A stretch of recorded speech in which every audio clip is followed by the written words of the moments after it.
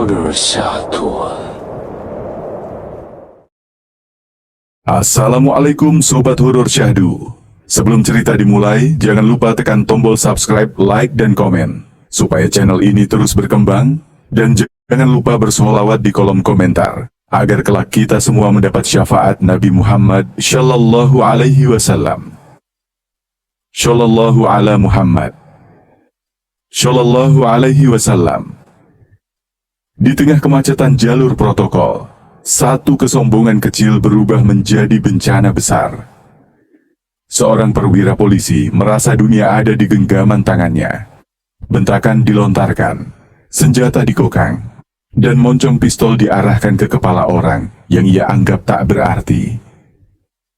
Ia tak tahu, mobil tua kusam itu menyimpan rahasia yang akan menghancurkan karier, pangkat, dan masa depannya dalam hitungan menit. Akan ada satu nama yang membuatnya pucat seketika. Satu gerakan cepat yang membuat senjata terlepas.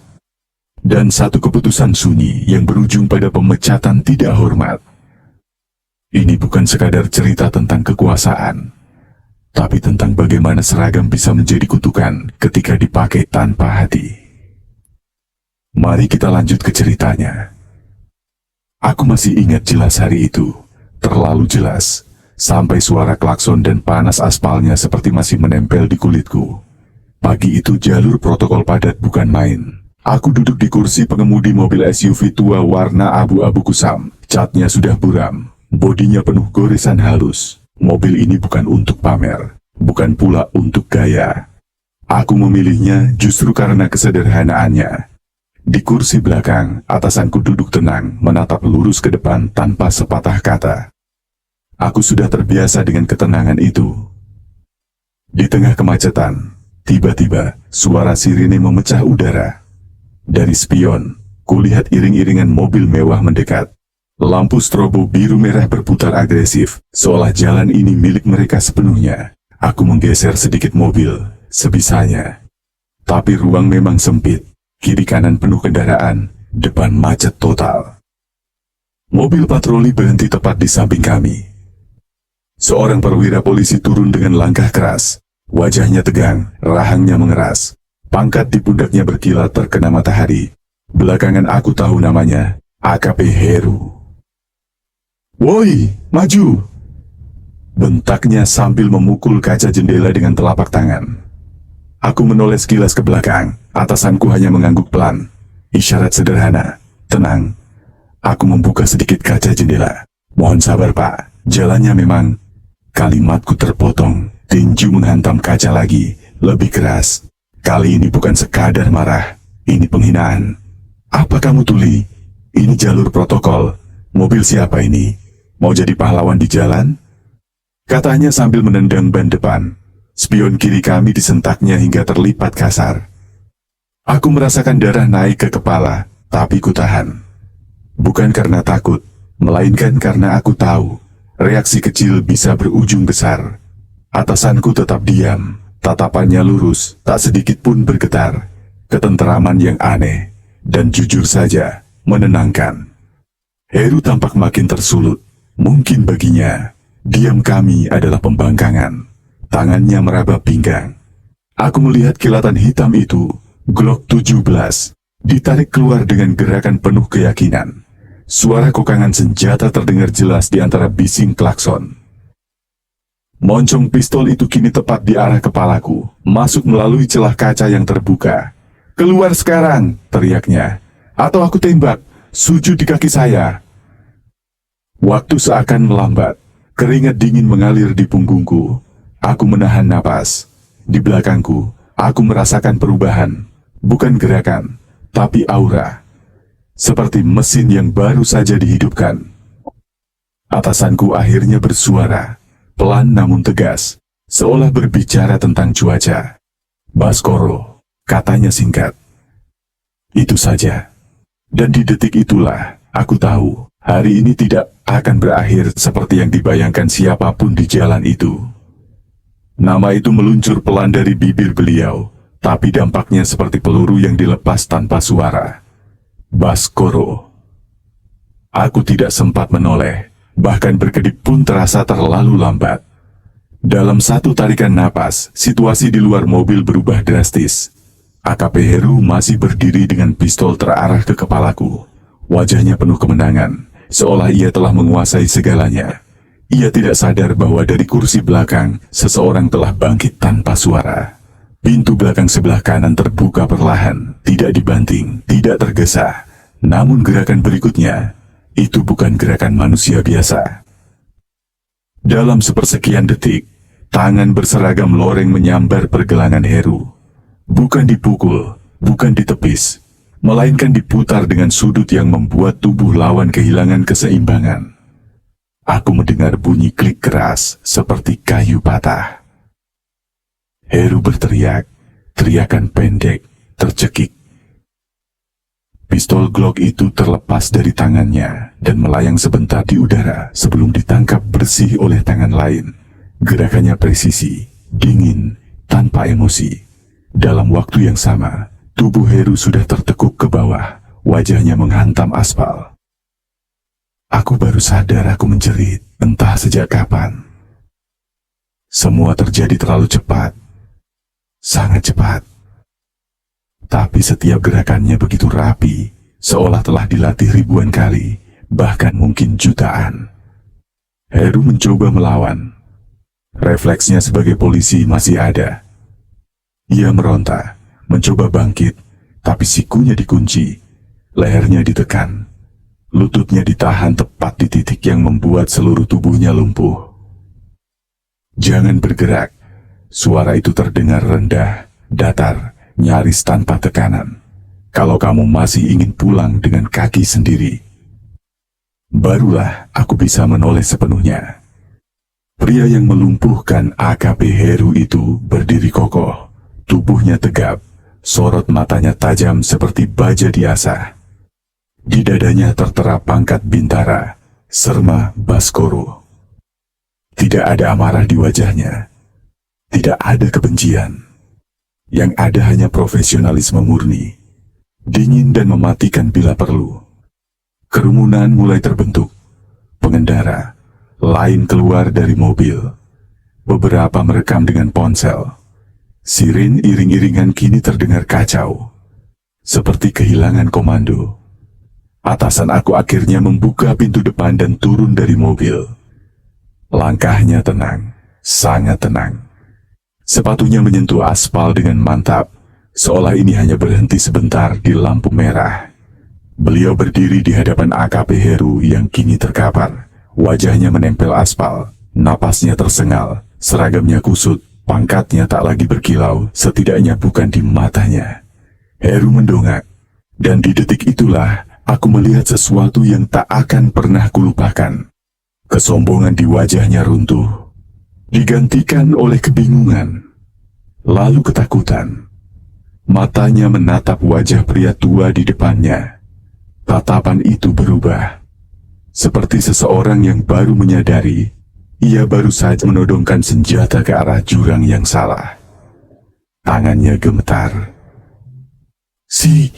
Siapa Bapak?"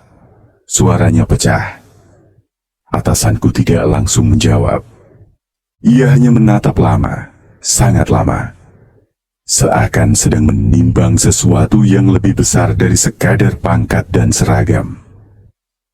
Dan saat itulah, aku sadar, kejadian ini belum mencapai puncaknya. Hening menyelimuti jalan protokol itu. Bahkan klakson yang sejak tadi saling bersahutan mendadak seolah kehilangan suara. Semua mata tertuju pada satu titik, pria tua berwajah tenang yang berdiri di hadapan AKP Heru. Aku bisa melihat keringat mengalir di pelipis Heru, bukan karena panas, melainkan karena ketakutan yang mulai menyusup pelan-pelan. Tangannya masih tertekuk di belakang, dikunci sempurna oleh Serma Baskoro.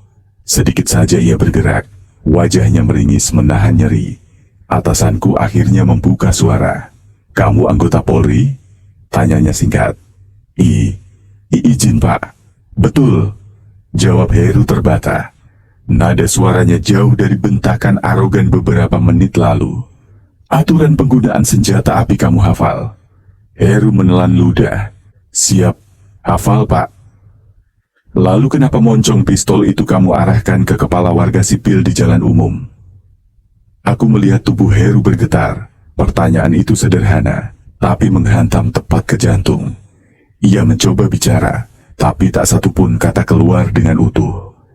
Saat itulah atasanku menoleh sedikit ke arah Serma Baskoro. Isyarat kecil, kunci dilepas sedikit, cukup untuk membuat Heru bisa berlutut. Dan yang terjadi selanjutnya benar-benar di luar dugaan. Heru bersujud, kepalanya menempel aspal, tangannya gemetar menopang tubuhnya sendiri. Saya salah Pak, saya khilaf, mohon ampun. Suaranya nyaris menangis. Kerumunan semakin rapat. Aku mendengar bisik-bisik mulai menyebut kata jenderal. Entah dari mana, entah siapa yang pertama kali mengenali. Atasanku menghela napas panjang. Bukan napas orang marah, melainkan napas seseorang yang lelah, melihat kesalahan yang sama terulang. Beliau merogoh saku jaketnya, mengeluarkan dompet kecil, lalu menunjukkan kartu identitas itu tepat di depan wajah Heru. Aku Brigadir Jenderal TNI Teguh Prawira, ucapnya tenang. Komandan Pusat Pendidikan Pasukan Khusus. Aku melihat wajah Heru berubah warna. Pucat seketika, matanya membelalak, lalu berkaca-kaca. Tubuhnya gemetar hebat, seperti kehilangan seluruh tulangnya. Ya Allah, lirihnya. Jenderal. Suara itu pecah, hancur. Ia kembali menunduk, kali ini lebih rendah, lebih dalam. Tangannya bergetar hebat, suaranya tak lagi bisa dikendalikan. Saya mohon ampun, Jenderal. Saya tidak tahu. Saya benar-benar tidak tahu. Brigjen Teguh menatapnya lama. Tatapan itu bukan tatapan kemenangan. Tidak ada kepuasan. Yang ada justru kekecewaan, dalam dan sunyi. Kamu bukan tidak tahu siapa saya, katanya pelan. Kamu tidak tahu siapa dirimu saat mengenakan seragam itu. Kata-kata itu terasa lebih keras dari tamparan manapun. Aku menunduk. Di dadaku ada rasa sesak yang sulit dijelaskan. Bukan karena takut, melainkan karena sadar betapa tipis jarak antara kekuasaan dan kehancuran. Dan di dalam hati kecilku, aku tahu, hari ini belum selesai. Brigjen Teguh melangkah mundur setengah langkah. Bukan untuk menjauh, melainkan memberi ruang. Ruang bagi rasa malu yang kini menindih tubuh AKP Heru. Sujudnya masih tak berubah. Aspal menjadi saksi bisu runtuhnya kesombongan yang tadi begitu pongah. Berdiri, kata beliau singkat. Perintah itu tidak keras, tapi tegas. Serma Baskoro mengendurkan kuncian sepenuhnya. Heru bangkit dengan tubuh limbung, lututnya gemetar. Ia berdiri, menunduk, tak berani menatap wajah siapapun. Lihat sekelilingmu, ujar Brigjen Teguh. Heru menurut, pandangannya berkeliling. Warga merekam, sopir-sopir turun dari mobil. Rekan-rekannya diiring-iringan berdiri kaku, tak satu pun berani bersuara. Sirene sudah dimatikan. Jalan protokol seperti menahan napas. Seragam itu bukan mahkota, lanjut beliau. Ia amanah. Saat kamu memakainya, kamu bukan lebih tinggi. Kamu justru lebih rendah, karena setiap salahmu akan jatuh ke institusi, ke negara. Heru terisak. Bahunya naik turun. Kata-kata itu menembus lebih dalam dari ancaman hukuman apapun. Brigjen Teguh menoleh ke arah perwira pengawal iring-iringan. Catat waktu, lokasi, saksi, dan barang bukti. Senjata api diamankan. Proses sesuai aturan. Nada bicaranya datar, formal, seolah ini bukan konflik pribadi, melainkan pelajaran prosedural yang harus dituntaskan. Aku menyerahkan Glock yang tadi dilucuti. Tangan Baskoro menerimanya dengan sikap sempurna. Semua terasa rapi, terlalu rapi, untuk sebuah kejatuhan yang baru saja terjadi. Heru mencoba bicara. Jenderal, saya... Cukup, potong Brigjen Teguh. Kata-kata tidak menghapus perbuatan. Biarkan mekanisme berjalan. Beliau lalu menatapku. "Kamu baik-baik saja?" Aku mengangguk. Tenggorokanku kering. "Siap, Bapak." "Terima kasih sudah menahan diri, Yang," katanya. "Itu tidak mudah." Kalimat sederhana itu membuat dadaku bergetar. Di tengah kekacauan ada penghargaan yang tak bersuara, namun bermakna. Tak lama, petugas propam tiba. Garis pembatas dipasang. Pernyataan dicatat. Video dari ponsel warga mulai dikumpulkan. Nama AKP Heru disebut berulang, kini dengan nada yang berbeda.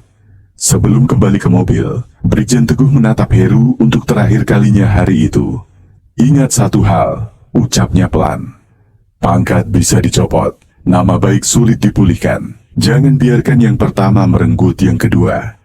Kami melanjutkan perjalanan. Mobil tua itu kembali menyatu dengan arus lalu lintas. Dari spion, aku melihat Heru berdiri sendiri, dikelilingi prosedur dan tatapan. Seragamnya masih melekat, tapi maknanya telah hilang.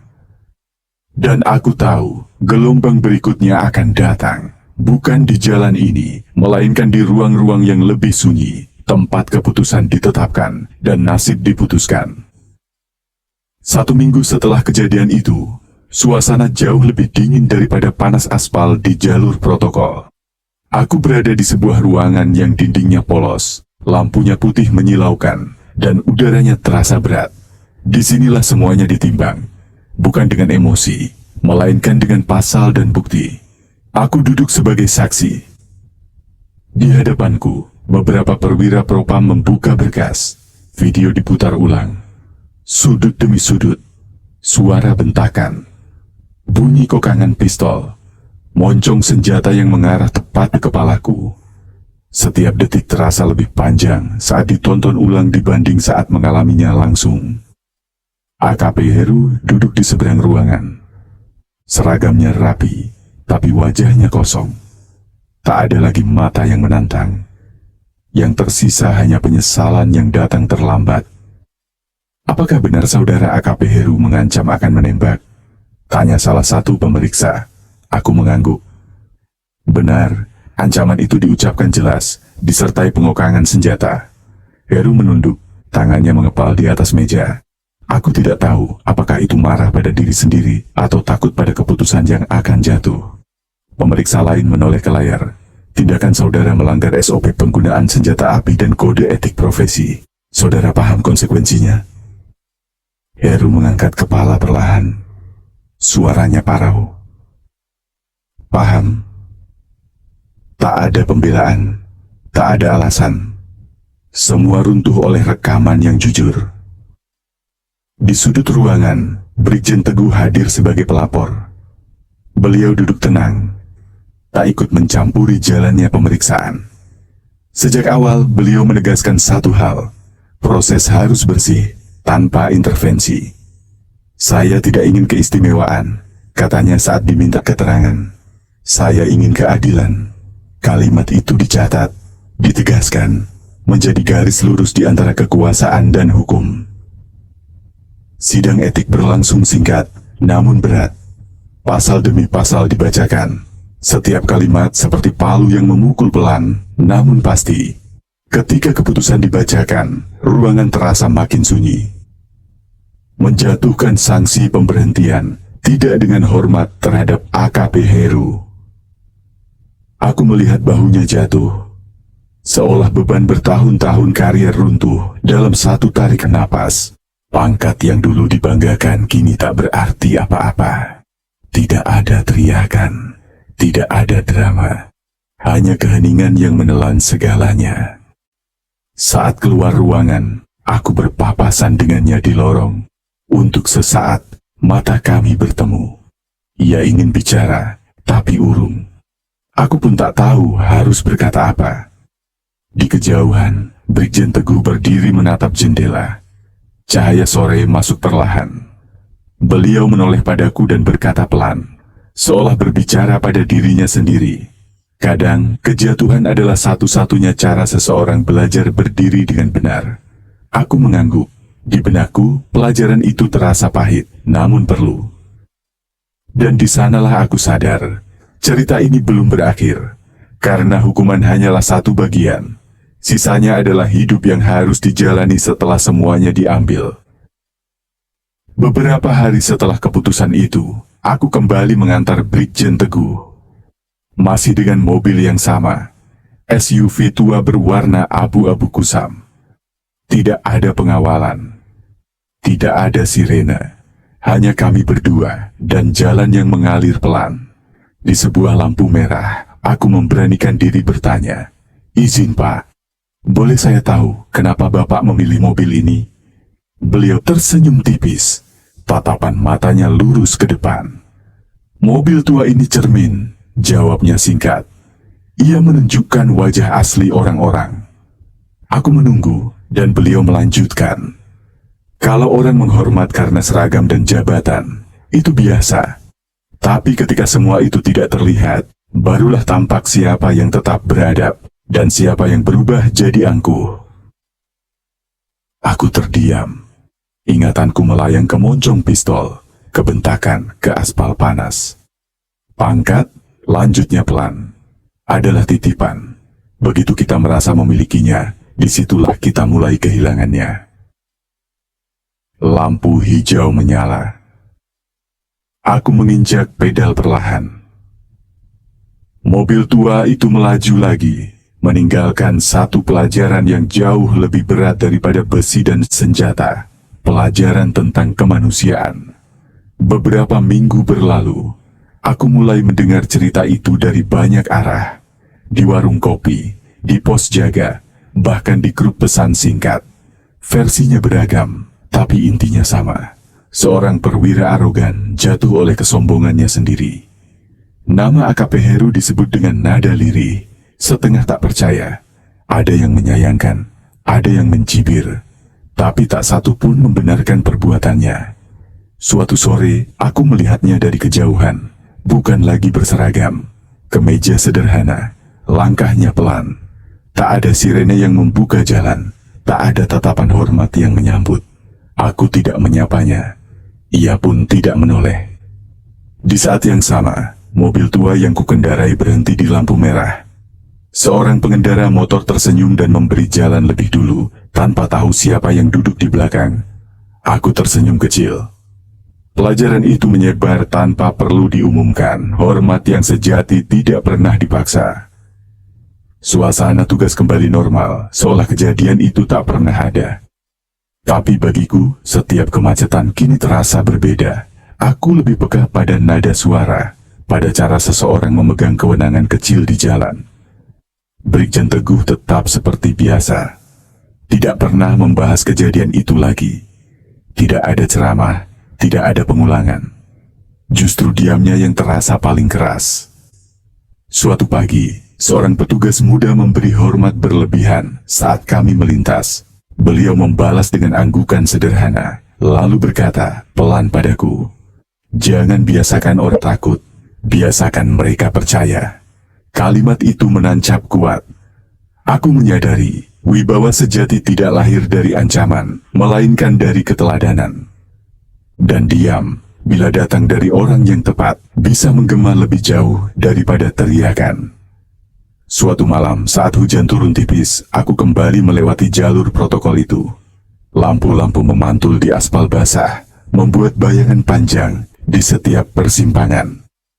Tanpa sadar, ingatanku kembali ke hari itu, ke suara kokangan pistol, ke detik yang terasa berhenti. Aku menarik napas panjang, menenangkan diri. Brigjen Teguh memecah keheningan. "Hidup sering memberi peringatan," katanya pelan. "Masalahnya, tidak semua orang mau berhenti dan mendengar." Aku mengangguk. Di luar, kendaraan saling mendahului, sebagian sabar, sebagian memaksa. Di persimpangan itu, aku sadar. Satu pilihan kecil bisa membawa seseorang pulang dengan selamat, atau jatuh tanpa bisa bangkit lagi. Pagi itu kami kembali melaju, masih dengan mobil tua yang sama. Jalanan ramai, tapi hatiku terasa lebih tenang. Tidak ada lagi bayangan moncong senjata. Yang tersisa hanya ingatan dan pelajaran. Brigjen Teguh menatap keluar jendela. "Pada akhirnya," katanya pelan, "semua pangkat akan kita lepas. Yang tersisa hanya cara orang mengingat kita sebagai manusia atau sekadar jabatan. Aku mengangguk. Kata-kata itu sederhana, namun berat. Di kejauhan, matahari naik perlahan. Aku menekan pedal dengan mantap, membawa kami menyatu dengan arus kota. Cerita ini pun berakhir bukan dengan sorak kemenangan, melainkan dengan kesadaran. Kekuasaan tidak diuji saat dihormati, melainkan saat kita memilih tetap beradab ketika bisa berlaku sewenang-wenang.